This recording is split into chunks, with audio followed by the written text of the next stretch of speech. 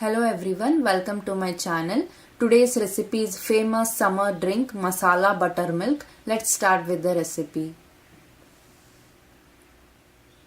Into the blending jar add 5 to 6 mint leaves, some cilantro, 1 inch of ginger and 1 green chili, 1 cup of yogurt or curd, 1/4 teaspoon of black salt, 1/4 teaspoon of cumin powder, a pinch of asafoetida or hing, and salt to taste. Add around half a cup of water. Close the lid and blend this nicely. Pour it into a bowl.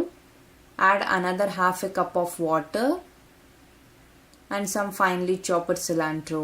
Now for serving, into the serving glass add some ice cubes and pour the buttermilk. And garnish it with some cumin powder, cilantro and a mint leaf.